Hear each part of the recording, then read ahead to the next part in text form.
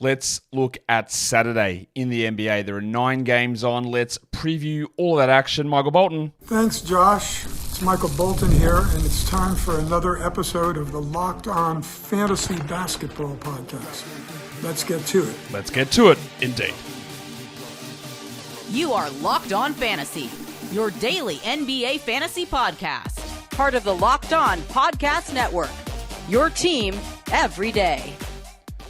Hello and welcome to the Locked On Fantasy Basketball Podcast, brought to you by Basketball Monster. My name is Josh Lloyd and I'm just a kid, and life is a nightmare. I'm also the lead fantasy analyst at basketballmonster.com, and you can find me on Blue Sky at joshloyd.bsky.social, on Twitter at redrock_bball, on TikTok at redrock_bball, and on Instagram at Locked On Fantasy Basketball.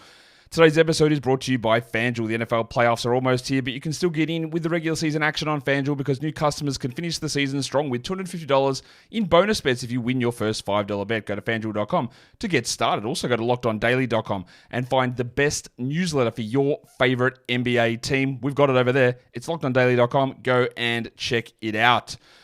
We are inching along, pushing along, powering along through the NBA season. We are getting towards the end of what is this, week 10 in the NBA. So let's look at the games on Saturday. What is it, December the 28th, which is of course National Card Playing Day. So get your poker skills down and ready to go while you're watching the NBA. Well, let's just go through the games and see what's on my radar. The things we're paying attention to, the streaming options that we need to pay attention to there. And we'll do that. There is an early game that you do need to be aware of that, obviously, and I will be adjusting. As long as I don't forget, which I've been pretty good at this season, adjusting the free agent pickup time on the Locked On Fantasy Basketball Bowl Leagues. Early game is the Miami Heat and the Atlanta Hawks. That is a, 3 p.m. Eastern game? Yep, 3 p.m. Eastern game for that one. So what we're watching for, let's just talk schedule. Both of these teams have a Saturday-Sunday back-to-back. There are 3 teams that have that. It's Miami, it's Atlanta, and it's Oklahoma City. So both these teams play that back-to-back. And then next week, they don't play until Wednesday. So it's Wednesday, Thursday, Saturday for Miami, and it's Wednesday, Friday, Saturday for Atlanta. I don't think that Nikola Jovic, Little Chungus, is going to play. He left the last game with another ankle injury, didn't return. He's had multiple ankle injuries. I just don't think he's going to be ready here. Jim Butler is questionable with his return to competition conditioning. Bro missed 1 game with some runny poo, and he has to return to competition conditioning. Again, the typhoid, the cholera, it's been pretty bad for him, I'm sure. But come on. What are we doing? What's happening? I know that there's other factors at play. Return to competition conditioning, Jim. All right, we'll see if he's available. Joshie Richardson's missed a few games with an ankle problem as well. He's just not likely to be in the rotation. And then I don't think we're going to see Onyeka Okongwu for the Hawks. We don't have an update on that. But I don't think he's going to be there, so I've labeled him as doubtful. And we had Bogdan Bogdanovic out in the last game as well with that leg injury management. This is the first game of a back-to-back, so even if Okongwu or Bogdanovic play, I don't expect them to play Sunday. Vice versa, if they might sit Saturday and be available Sunday, or they might miss both. That is a possibility as well, but I don't know that yet. On the Heat side of things, Jaime Jaquez-Jr., he was very good in the last game, good defensive stats, played a lot of minutes, but of course he hasn't done that really at any other point. So I want to see what they do with Jaquez in the situation that Butler plays. Or if Butler's out, can he repeat anything that's remotely close to good? Don't know. On the Hawks side of things, it is Bogdanovic that I want to watch for. I know that he might not even play, but he has been very much below expectations. My expectations weren't super, super high for him this season. They were decent, high enough, around the 100 mark, but he hasn't been anywhere near that. The minutes are down, the usage is down, the shot attempts, no, that's usage. The assist rate is also down. He's just not doing anywhere near as much. So we want to see sort of how that fits in, or is this injury-rooted his season? That's possible too. In terms of stream guys, Duncan Robinson, he's probably the Heat guy, but it could be Jaquez. It could be a million guys. It could be Alec Burks in that position as well, who's played a lot of minutes in the last one, but he could also get 0 minutes. We don't know. And then Larry Nance is the stream guy for Atlanta, but if Okongwu's back, Nance might play 0. That is possible too, and you obviously need to be aware of that and on top of it. And even if Nance does play minutes when Okongwu's back, I don't think it'll be enough to matter for most leagues. The second game up is the Oklahoma City Thunder and the Charlotte Hornets. So this is the other team that plays the Saturday-Sunday back-to-back. That is the Thunder. And then they go into Tuesday, Thursday, Friday, Sunday the week after. The Hornets play Saturday, and then it's Monday, Friday, Sunday. Injury-wise, we're looking all right at the moment. Nothing else going on majorly here. We've got Chet Holmgren, who's not going to play. I don't think that Alex Caruso will play. He missed the last game with a hip strain, and we know Caruso's injury history. We know the way the Thunder have treated Caruso this season. They haven't given us anything official on that. I think this is going to be a week plus here for Caruso, but I don't know that. And Trey Mann is just going to be out for the foreseeable future. Not the Warriors' foreseeable future, but for an actual long time, I think, here with Trey Mann. So what are we watching for? Well, I'm looking at a pair of Williamses because Jalen Williams is struggling. Can't get defensive stats, can't shoot, can't even dance, can't hit free throws. There's a million things not going right. Now, he's not this bad. He's not as good as top 10 numbers, but he's not this bad. So there's going to be improvement here.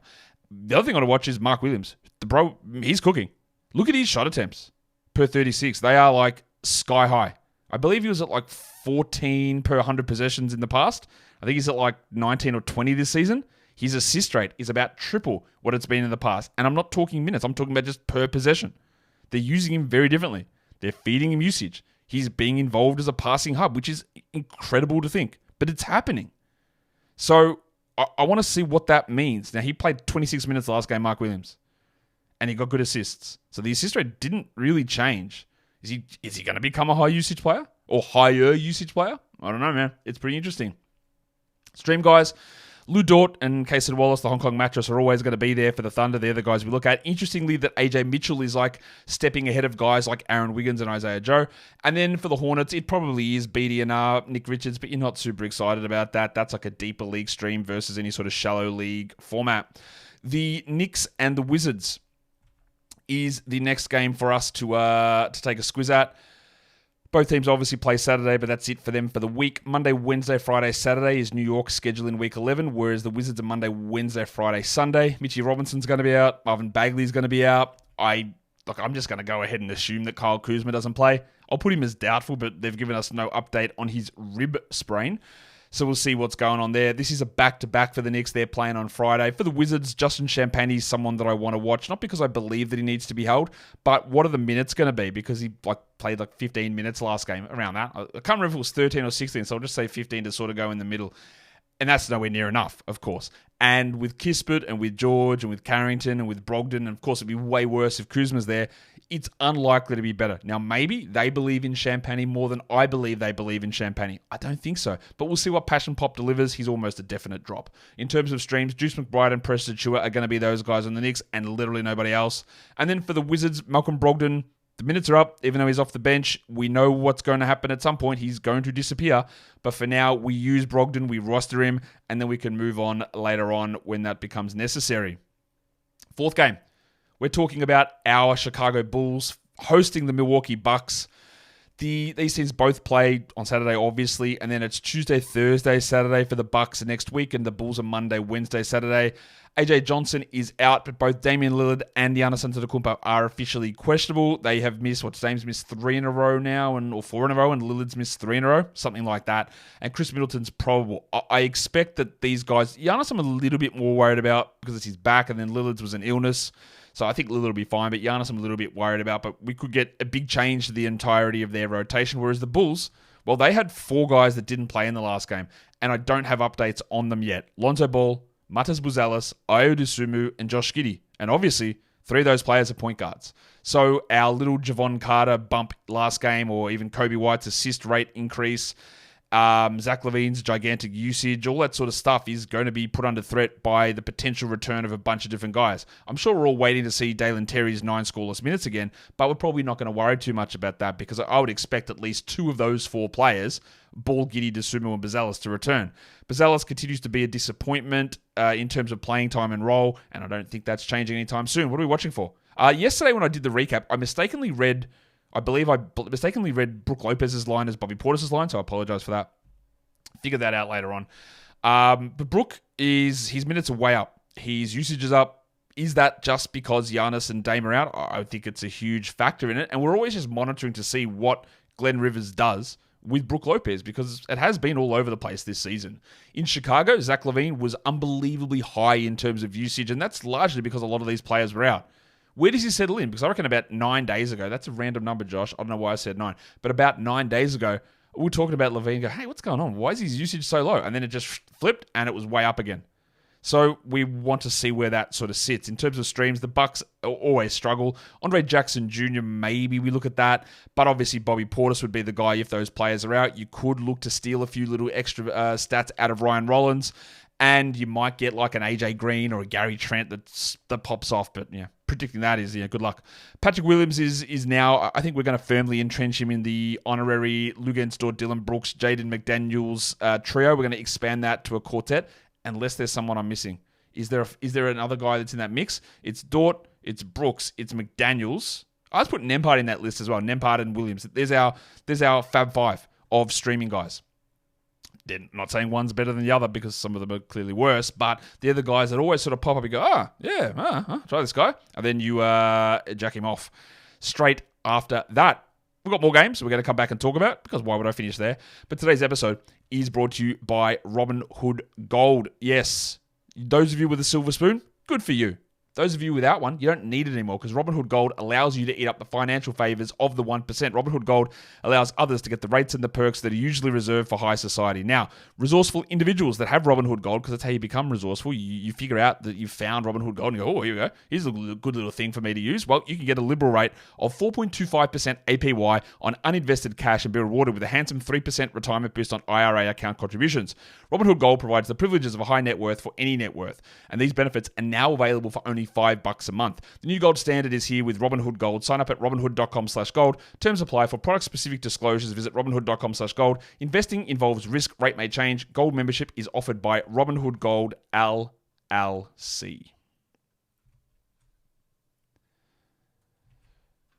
Okay, we have got the next game up, which is the Golden State Warriors hosting the Phoenix Suns.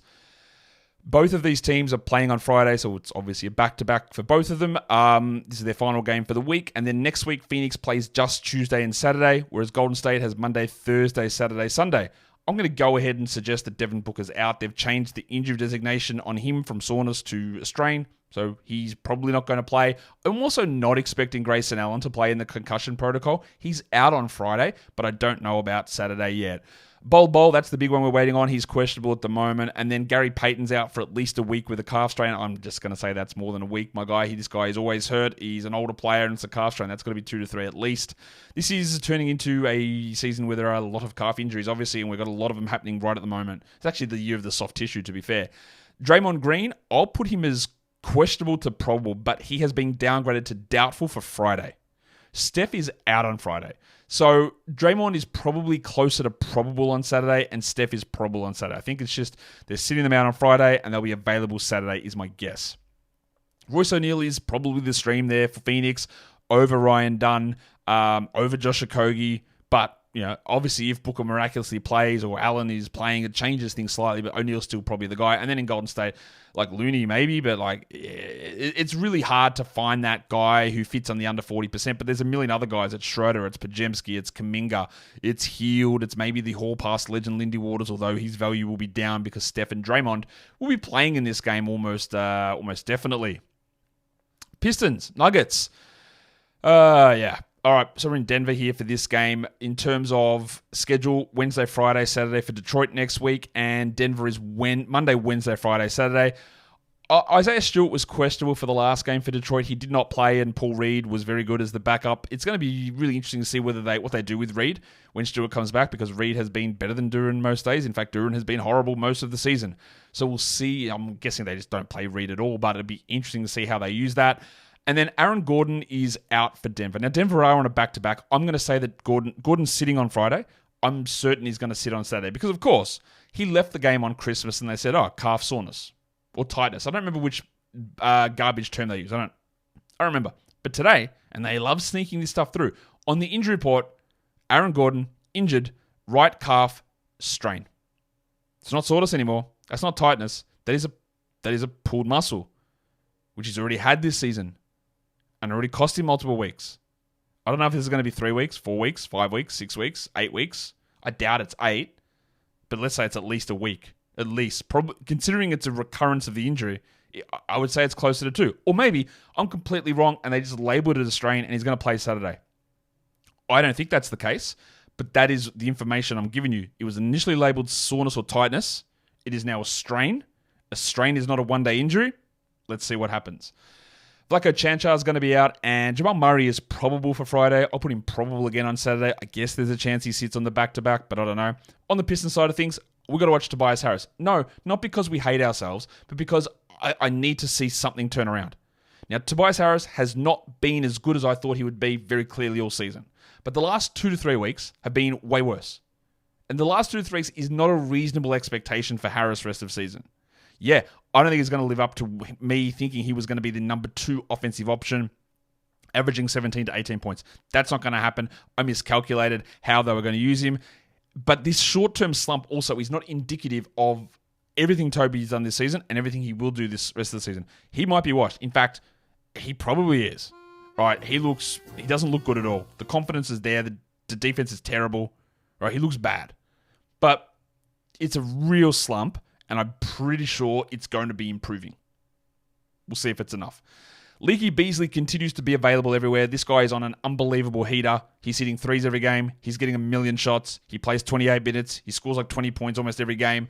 He doesn't do much else.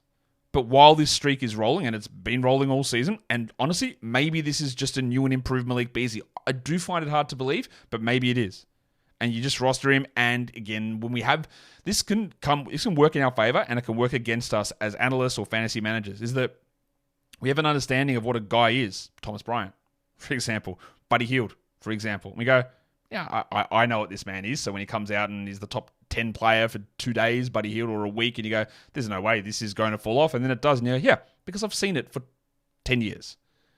But then you say the same thing about Beasley, and you go, yeah, I've seen him have a hot streak, and I've seen him be bad, and I've seen him shoot 34% for 7 weeks in a row, and be completely useless and not a top 200 player. So when he is hot to start the season, you go, well, I've seen it before. Stream it, write it out, but it's going to cool off. And then it doesn't. And it hasn't. And maybe he has changed. Maybe he is a completely different player. Well, no, that's not true. Not a completely different player. A consistent player. The same guy, but just consistent now. That's possible. So we'll see. And I think Peyton Watson's got to be the Denver streamer. With Aaron Gordon out, he's almost assuredly going to start. Don't expect much from him. 10 and 6, a steal, 1.5 blocks, maybe. That's probably not enough in a points league. It probably is enough in a category league. So I do think that he is going to be worthwhile in that sort of scenario. Philadelphia and Utah is the 7th game of the day. We're heading out to Utah. Both teams, like I said, they play Saturday because there's no other back-to-back teams to talk about here. And they both go 4 games in Week 11. Monday, Wednesday, Thursday, Saturday, Philadelphia. Monday, Wednesday, Saturday, Sunday for Utah. KJ Martin's going to be out for Philly. I believe we might have just got an injury update on the Sixers, so I'm just going to tell you that he's... Oh, okay, that's great, isn't it? Eric Gordon is probable.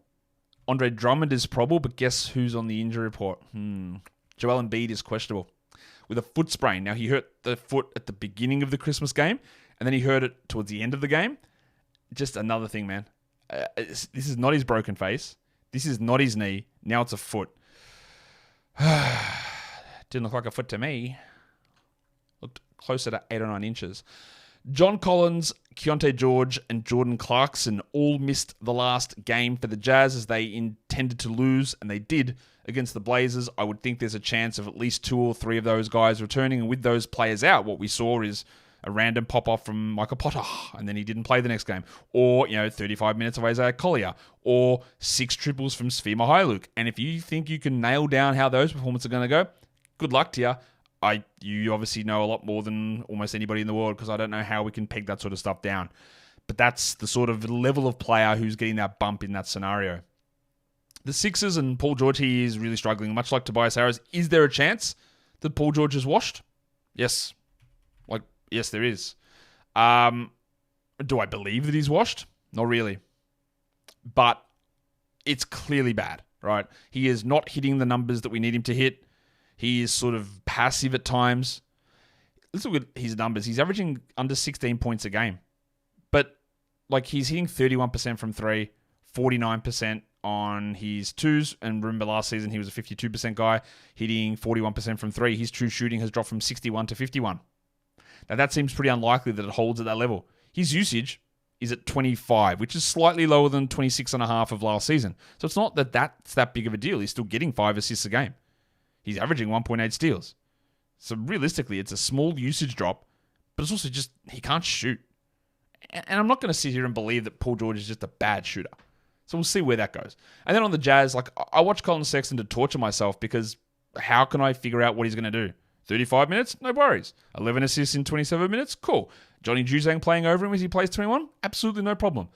I do think that he is going to be minimized, marginalized, or traded later in the season. But they could also just tell someone else not to play and he plays 36 minutes a night and rolls as top 40. All that is up in the air and possible, and I don't really know how to read it. For the Sixers, Kelly Oubre remains the stream guy, even though he's been very bad, and I don't like him for fantasy, and I'm moving off of my position that he's a must-roster guy because he's just Kelly Oubre. But the minutes are so enticing that you've always got to consider him. And then I'll say Isaiah Collier, but like who knows? He might play literally 0 minutes if George and Clarkson are there, but if they're both out, then we can look at Collier. Understanding that you're going to get absolutely killed on the percentages, but he can deliver at least some assists in that position. We'll come back for the final couple of games of the day. But today's episode is brought to you by FanDuel Sportsbook. The NFL playoffs are almost here, but you can still get regular season action in because FanDuel, America's #1 sportsbook, has got it for you. New customers can finish strong with $250 in bonus bets if you win your first $5 bet. And there are many ways you can get that W. You can do it on anytime touchdown scorers. You can do it on same-game parlays. You can do it on picking which a specific team, how many points they're going to score. You can do over-unders on the game total. You can do it for the spread for the game. You can do just the straight-up money line. Who's going to win the game? Easy. You can do props. You can do futures. You can do all that stuff on FanDuel. But if you're a new customer, all you got to do is win your first $5 bet, and then you will get $250 in bonus bets. So go and get those $250 in bonus bets at FanDuel.com. Join today at FanDuel.com. Make every moment more with FanDuel, an official sportsbook partner of the NFL. And don't forget to gamble responsibly. Okay, we have got a couple of games left here. The next one is Dallas and Portland. Now, we know what we're watching for with Dallas, but we're going to get that information on Friday, or a little bit of that information. It probably changes every day, to be honest. Well, that's random. Andrew Nembhard just ruled out for the Pacers. Okay. That's for Friday, by the way. Mavs Blazers, we're going to see a little bit of that Luka Doncic injury replacement stuff. Both these teams play 3 games in Week 11, Monday, Wednesday, Friday, into Monday, well, that's for Dallas, and Monday, Thursday, Saturday for Portland. Luka's out. Dante Exum is out. And I didn't have the Luka Doncic injury news yesterday when I recorded the recap show, but of course I talked about it on Twitter and I put a comment in the description of the video with Luka reevaluated in a month. It's really not that different to what I initially had projected at Basketball Monster. I had him returning about the 25th of January, I think. I bumped it to about the 7th of February. So when we talked about the injury, I said, look, maybe it's a full season thing, but I don't think it's an Achilles. I think it is a serious calf issue, which is 4, 6, 8 weeks. It's probably going to be in the 5 to 6 week range, so right in the middle of that. So in terms of analysis of what we do in pickups, literally nothing changed in terms of that Shams tweet. Nothing changed at all, right? The idea of now we've got to work out who we're going to add. None of that, I believe, when the injury happened on Christmas and I talked about it, all that stuff remains the same. Because the expectation was that we're getting 3, 4, 5 weeks out of Doncic anyway, and we're going to get 4, 5, 6, 7 weeks of Doncic. It's the same stuff. I never for a second thought that it was a 1-game thing for Doncic or a 1-week thing. So all of the analysis and everything that I'd said about it remains the same. And we still don't know. We still don't know what's going to happen because Dinwiddie could start, Grimes could start, they could mix and match, and I think they will. You'll get a little boost for Clay, you'll get boost for PJ. If you're in the old double Onyx, Diamond, Titanium, Platinum leagues, maybe they play Jaden Hardy, who's been out the last few games. But of course, Kid has been very reluctant at times to play Hardy. But if Hardy ever gets a chance to play 25 minutes, he would be at least an option. But at the moment, it doesn't appear they'll go that way. But in a double Onyx, you might need to do it. So just keep an eye on that. Derek Lively is questionable for Friday's game. If he is out, obviously you are streaming in Daniel Gafford, but we'll put Lively as questionable for Saturday. Thibel's going to be out for Portland, and then Banton and Williams have missed the last couple. I'll put them as questionable here. For the Blazers, last game, Scoot Henderson was great. Played 30 minutes, double-digit assists, hit the game winner, was better than Anthony Simons. But what does that mean? Does he, Chauncey Billups, legendary coach, who's been keeping Scoot at 21 minutes because you've got to give Delano Banton minutes, will he continue to do that? Will we see Scoot push back to 29? If Scoot pushes to 29, I'm actually interested in a speculative ad. But he hasn't been. We'll see. In terms of stream guys, I just put Dinwiddie's name there, but it could be Grimes. I did add Dinwiddie over Grimes, but in some leagues I added both. And then for the Blazers, it's probably Tamani Kamara, but like he's still going to be limited in terms of upside. Maybe he's part of that Patrick Williams group as well. Low upside player. I want to see if they're able to do what they do with Denny Avdia as well, because he got a ton of minutes in the last game, and they've been really keeping him sort of down in terms of playing time and role, and he's coming off the bench, and we'll see if they change their mind on that at all. Last game, just a huge injury report in this one. It's the Kings and the Lakers. Monday, Wednesday, Friday, Saturday for Sacramento in Week 11. The Lakers are Tuesday, Thursday, Friday, Sunday. Devin Carter, who hasn't played this season, he's cleared for contact. I don't think he plays here, but I think his return is going to come soon. Now, where he plays, I have no idea. Because at the moment, we're not even seeing any Keon Ellis minutes really. He's got 13 minutes. I suppose there are 10 Colby Jones minutes, which are useless, which could go to Devin Carter, but he's unlikely to be a fantasy guy. Sabonis is officially questionable. I'm just going to check. Did he? No, he didn't practice. Yeah, it's not a good sign. It's not a good sign. So we'll see there. And Trey Lyles is the guy over Alex Len, I think, in that spot. Wood, Vanderbilt, and Hayes are going to be out for the Lakers. LeBron and Rui did not practice. Excused absence due to illness. We'll see. I think that they play, but yeah, we don't know. Anthony Davis hurt his ankle on Christmas Day. He said he's fine, so of course he's got a questionable tag.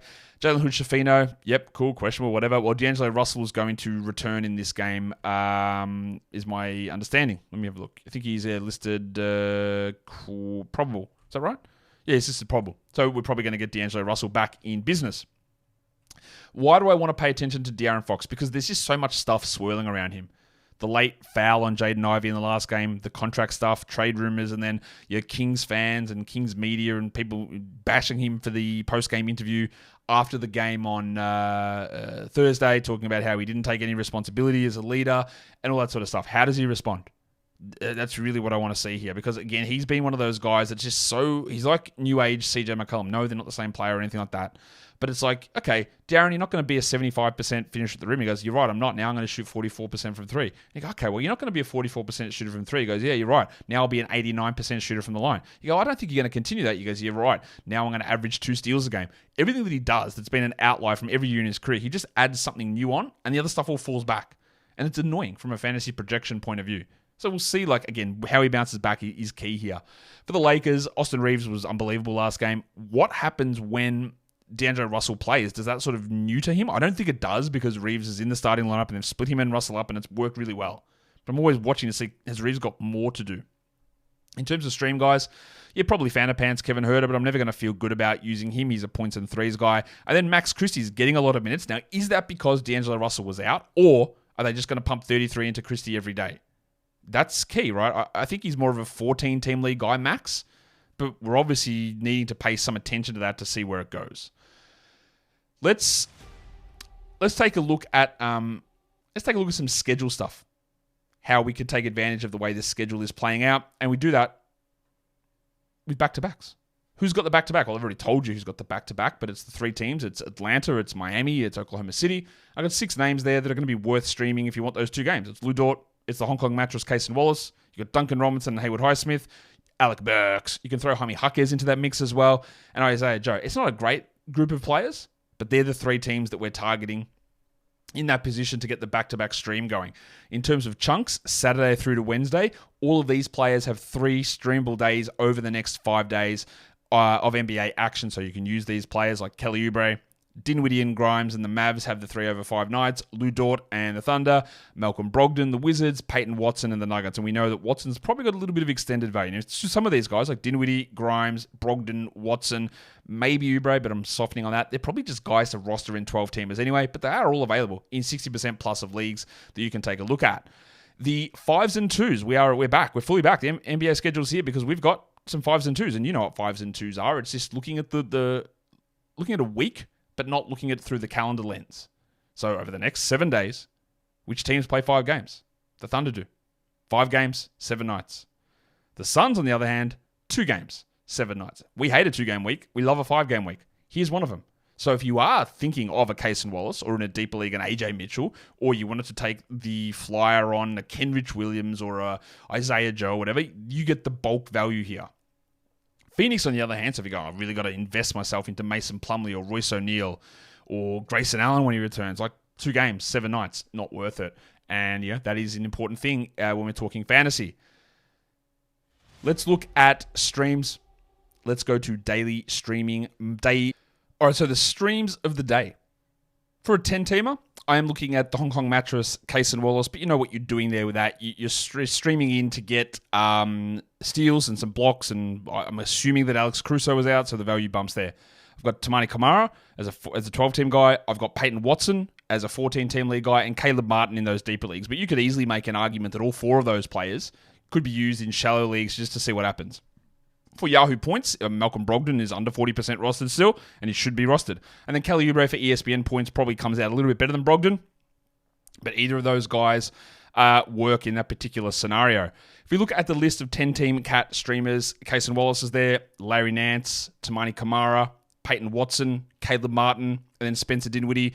Quentin Grimes doesn't quite qualify, I believe. Like I use 65% Basketball Monster Advanced roster number on there to use the cutoff, and Grimes sits at 66. So he doesn't quite hit that cutoff, but Dinwiddie is on that list. For 12-teamers, we've got old mate Pat Williams, we've got Corey Kispert, Juice McBride, Max Christie, Hayward Highsmith, Precious Achua. That's your 12-team list. And then for deeper leagues, we go to Julian Strouder, who probably gets marginal bump with Aaron Gordon out, Bobby Carrington, Alec Burks, Kevin Huerter, Andre Drummond, who could get a sizable boost, same with Gershon Yabusele if Joel Embiid is out, and then Jaime Jaquez Jr., who could jump way up this list if Jimmy Butler is out, which is possible. For Yahoo Points Leagues, the top 6 streaming guys here, all 60% plus available. Brogdon, Oubre, Shaden Sharp. I'll put Shaden Sharp on here. He's sitting at like 98% on our Basketball Monster number, but he's only at 38, I think it is, on Yahoo, so some people don't have him.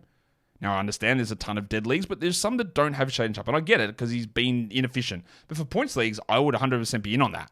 Category leagues, it can be iffy, but points leagues, I'm good with it. Quentin Grimes is there, Dinwiddie's there, and Royce O'Neal is also there for Yahoo Points. And lastly, for ESPN Points Leagues, you've got Oubre, Brogdon, Grimes, Dinwiddie, Royce O'Neal, and Shaden Sharp. And that is a preview show. Enjoy it. 9 games? Yeah, 9 games over there on Saturday. See how we go. Let's get the lineups going. Early game, 3 p.m. Eastern start. Remember that part of it. That's important. And it's also important, again, just to Christmas over. New Year's coming up. Don't put unnecessary pressure on yourself. Acknowledge some good. It's a tough time of year for so many people and for so many reasons. You don't need to add it to yourself. And you know what you can also do? You can alleviate yourself. You can also alleviate it for somebody else. And when I say alleviate yourself, it sounds different, but that's not exactly what I meant. Be kind to yourself. It's the first start. It's the step. It's the start. It's what we do. Guys, we're done here. Thank you so much for listening, everyone. See ya.